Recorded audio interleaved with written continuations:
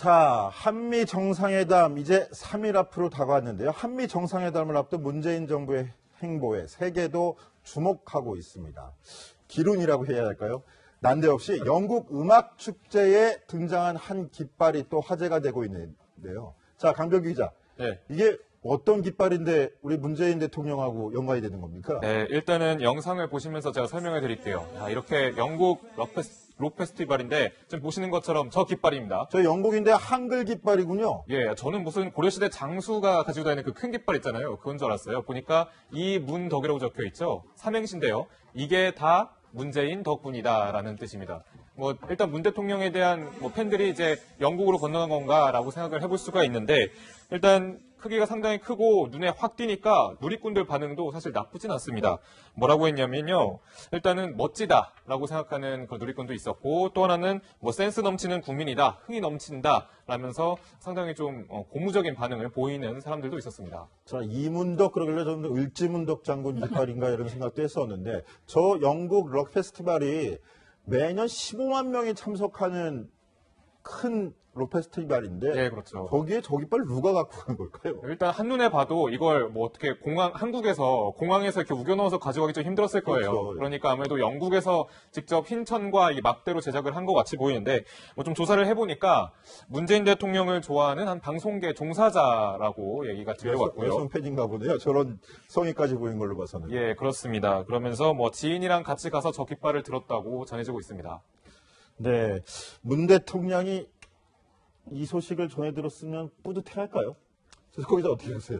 뿌듯할 것 같습니다. 왜냐하면 지금 한국에서도 80% 압박의 지지율이 나오지만 외국에 나가 있는 우리 교포들이 함께 문재인 대통령을 지지한다, 이런 측면에서는 문재인 대통령 굉장히 기뻐할 것 같고, 좀 더 저런 교포가 있다는 생각을 하면서 좀 더 우리 국정 운영을 잘 해주셨으면 좋겠다, 이런 생각을 합니다. 근데 또 한편 일각에서는 그러니까 이 록 페스티벌 자체가 사실 문화예술 행사잖아요. 이 네, 행사장에 그렇죠.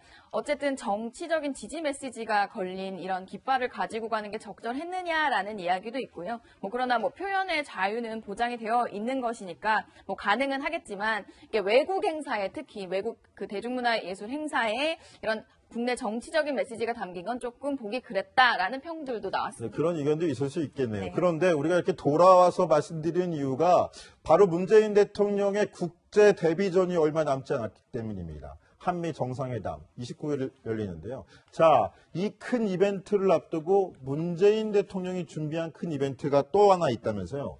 뭡니까? 네. 흥남철수라고 하죠. 흥남철수 작전에 참여했던 미국 참전 용사들을 함께한다, 이러한 이벤트를 만든 겁니다. 미국에서 그분들을 초청해 놓고 그렇죠. 만찬을 베풀겠다 이거죠. 그렇죠. 이 한마디로 말하면 한미 관계에 내가 굉장히 신경 쓴다, 이러한 메시지를 보내는 것인데, 한미 정상회담 앞두고 한미 동맹의 건재함과 중요성을 강조한 것으로 보입니다.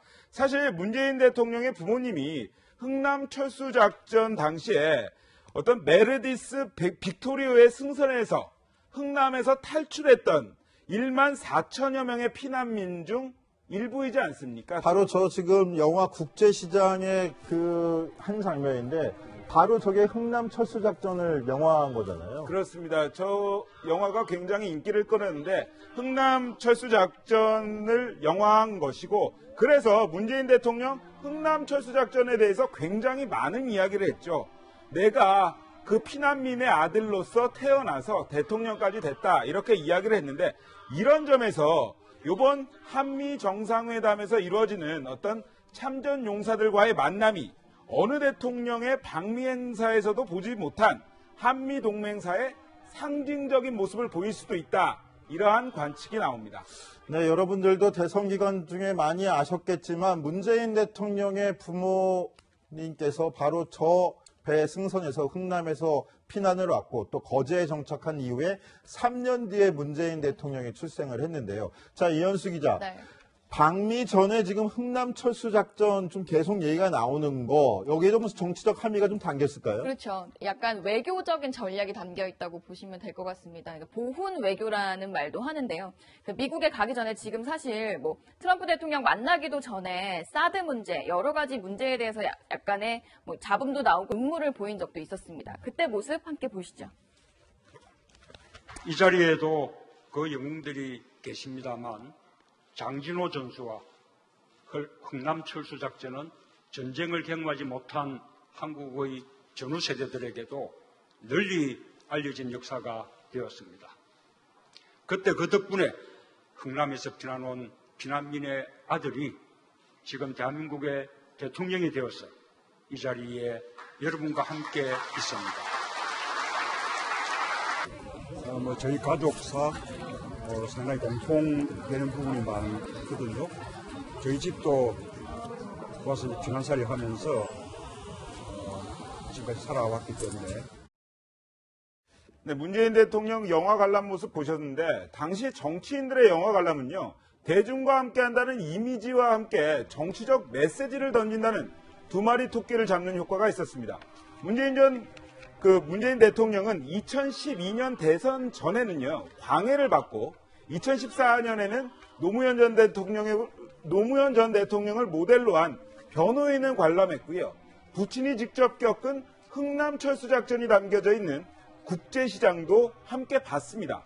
국제시장은 정치적 라이벌 김무성 전 대표의 아들이 출연하기도 해서 화제가 되기도 했었는데, 당시 여당 의원들은 대한민국의 발전을 기리는 영화라면서 박수를 보냈고, 당시의 야당 의원들은 분단의 아픔을 그렸다면서 통일의 방점을 찍는, 같은 영화를 보고도 조금씩 다른 그러한 해석을 내놓기도 했습니다. 자, 문재인 대통령 첫 방미를 앞두고서 굉장히 심혈을 기울이는 모습인데요. 자, 여기에 발목을 잡는 요인이다 하면서 지금 성인식 문제 논란을 빚고 있는 탁현민 행정관이 이런 의전 행사의 가장 전문가인데 본인 문제로 따라가지 못한다. 이런 또 구설이 제기가 되고 있죠. 그렇죠. 탁현민 행정관이 사실 뭐 의전 비서관실에서 행정관 역할로 행사 기획 같은 걸 담당을 하고 있는데요. 방미를 해서도 사실 문재인 대통령이 주체가 돼서 하는 행사들이 꽤 있기 때문에 이번 방미에 동행을 할 것이라는 관측들이 많이 나오고 있고, 그래서 야권에서 반발을 하고 있습니다. 네, 이 탁 행정관 과거 저서들 문제가 주로 지적이 됐었는데요. 근데 최근에는 과거 SNS 상에 올렸던 글들도 논란이 되고 있습니다. 기억하시겠지만 19대 총선에서 사실 김용민 씨가 총선에 출마했던 김용민 씨가 부적절한 언행으로 한번 논란이 빚은 적이 있었죠. 그때 당시에 콘돌리자 라이스 전 미국 국무장관에 대해서 약간 좀 말로 제가 옮기기도 좀 힘든 약간 죽이자는 멘트를 한 적이 있었는데요. 이 발언에 대해서 탁 행정관이 김용민 발언은 집회를 했다가 교통신호를 어긴 것쯤 된다. 사실상 별 실수가 아니다라고 하면서 그가 한 말이 성희롱이라면 전두환의 살인마라고 하는 건 노인 학대다라고 빗대면서 사실상 김용민 씨의 이 언행 논란이 별것이 아니다라고 두둔하는 SNS를 올린 것이 또 뒤늦게 논란이 됐습니다. 이런 부분들 논란이 되자 야권에서 방미 동행도 안 되고 빨리 경질을 해야 한다라면서 목소리를 높이고 있는데요. 그 목소리도 들어보시죠. 탁 행정관은 2012년 4월 미국의 전 국무장관인 콘돌리사 라이스를 성폭행하자는 비상식적인 인사의 말을 옹호한 적이 있습니다. 혈맹인 미국을 전쟁광으로 규정하고 일반의 상식과는 거리가 먼 것일 뿐만 아니라 동맹국인 미국에 대한 심각한 결례입니다. 자, 이런 자꾸 구설이 나와서 그런가요? 저희 채널A가 취재한 결과로는 탁현민 행정관이 이번 방미에 동행하지 않을 가능성이 높다, 이런 이야기까지 들리고 있습니다. 자, 그런데 강병규 기자, 네. 문재인 대통령 방미 역시 가장 큰 국제 이벤트이기 때문에 관심이 많이 쏠리는데 네. 그것 때문에 박근혜 전 대통령 방미 때랑도 많이 비교가 돼요. 근데 제가 이 얘기를 저희 강병 기자한테 드린 이유는 뭐냐면 당시 모습을 보자는 게 아니라 박근혜 전 대통령이 북한의 김정은을 끌어내리기에 특수작전까지 벌였었다 이런 얘기가 오늘 들리길래 그 얘기를 하나 물어보려고요. 어떤 얘기입니까? 사실 저도 이제 이 기사를 보고서 이게 과연 사실일까라고 상당히 고개를 좀 조아렸었는데 일단 이 얘기입니다. 이 아사히 신문에서 보도를 했던 거고요. 2015년 12월에 남북 당국자 회담이 결렬된 다음에 박근혜 전 대통령이 이런 대북 정책에 대해서 결재를 직접 서명을 했다 이런 내용인데요. 구체적인 그 대북 정책이 뭐냐면 일단 김정은의 은퇴, 실각 등 이런 플랜을 일단 실행하는 그런 계획이었다고 아사히 신문에 보도를 했습니다. 우리가 이명박 정부 때부터 레짐 체인지 그래서 북한의 변화를 얘기하긴 했지만 네. 실행 계획이 있었다 이건 또 처음 듣는 얘기입니다. 그러니까 좀 적극적인 개입과 그런 계획, 간섭을 좀 얘기하는 그런 서류라든지 그런 정황들이 지금까지는 나오지 않았었잖아요. 근데 아사히 신문의 이런 보도가 좀 눈에 띄었던 이유는 바로 이런 적극적인 계획이 있었다라고 주장했기 때문인데요. 구체적으로 제가 설명을 해드리면 이 계획은 김정은이 타는 자동차, 기차, 수상스키 등을 조작해서 사고로 이제 사망하게끔 하는 그런 계획이 있었다라는 게 이런 내용인데 하지만 뭐 북한의 엄격한 경계로 무산이 됐다라고도 아사히 신문은 보도를 했습니다. 그런데 이제 사실 김정은이 일단 실각을 하거나 뭐 사망을 했을 경우에 사실 리더가 좀 비지 않습니까? 그렇기 때문에 한반도가 극도로 불안해질 수 있기 때문에 사실 이런 계획들, 적극적인 계획들이 북한의 입에 들어가거나 혹은 국제사회 입으로 들어가는 것을 좀 상당히 꺼려했다라는 게 그 아사히 신문의 보도인데요. 일단 국정원은 이런 사실에 대해서 사실이 아니라라고 좀 부인을 한 바가 있었습니다. 박 전 대통령 과연 어땠길래 북한에 어떻게 대했길래 이런 말이 나왔을까라고 생각해보면 이 모습을 좀 떠올릴 수 있을 것 같습니다. 박 전 대통령이 북한 정권에 대해서 강경한 태도로 좀 일관을 해왔잖아요. 한참 북한과 설전이 이어지기도 했었는데요. 직접 한번 들어보시겠습니다. 브레이크 없이 폭주하고 있는 김정은 정권은 핵미사일을 실전 배치하게 될 것이고 우리는 두려움과 공포에 시달리게 될 것입니다. 과거처럼 북한의 도발에 굴복하여 퍼주기식 지원을 하는 일도 더 이상 해서는 안 될 일이라 생각합니다. 국제사회와 주변국의 어떤 이야기도 듣지 않겠다는 김정은의 정신 상태는 통제 불능이라고 봐야 할 것입니다. 박근혜의 역사는 무모한 대결 악담질의 대가가 얼마나 참혹한가를 똑똑히 보게 될 것이다. 민족화해협의회 경거장 지금 온 결의는 선군의 위력으로 적대 세력들의 온갖 제재 압살책 등을 단호히 처갈기며